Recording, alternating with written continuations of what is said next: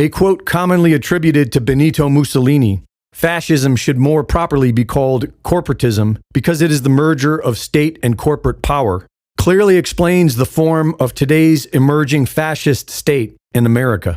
Last week, we reported how the digital ID will be deployed by private companies and the customer's consent. The government doesn't need to mandate biometric ID, which would most likely be considered a violation of American rights. And so it outsources the mandate to private companies who are legally required to get consent, while the government is free to collect and utilize this data under legal immunity.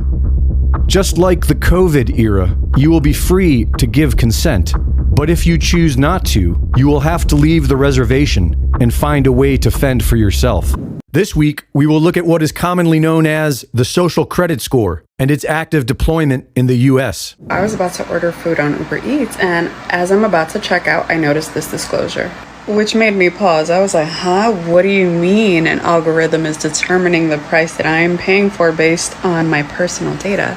Communist China's social credit system is a compliance framework that was launched in 2014 with the official goal of building trust in society by punishing individual behavior.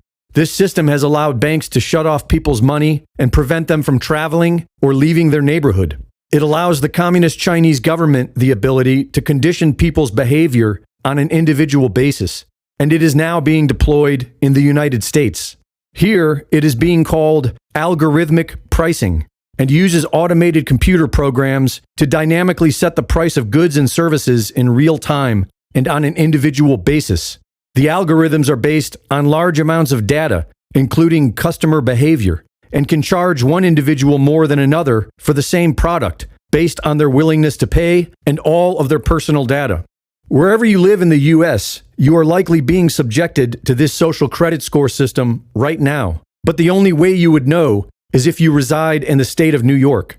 On November 10th, 2025, New York's Algorithmic Pricing Disclosure Act was launched. The Southern District of New York upheld the act as constitutional because it compels private corporations to notify you that you are being charged based on personalized algorithmic pricing, which the courts define as dynamic pricing set by an algorithm that uses personal data.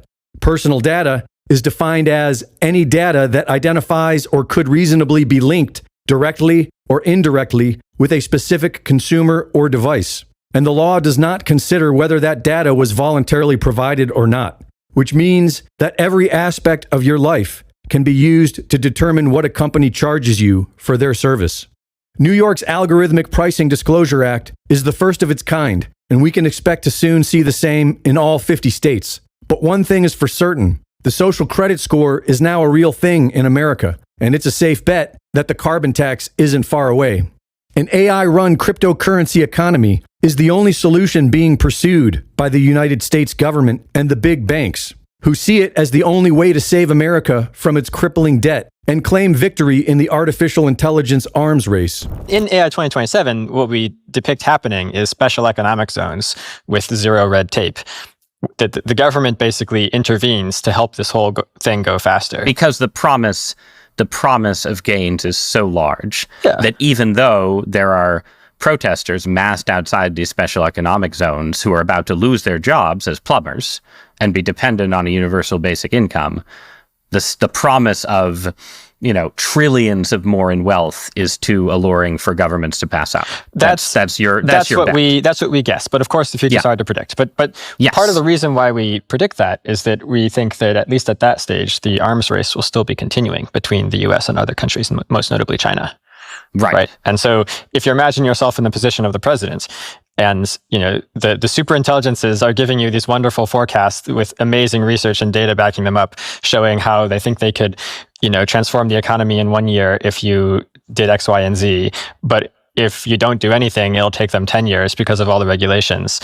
Meanwhile, China, it's pretty clear that the president would be very sympathetic to that argument. Greg Reese reporting.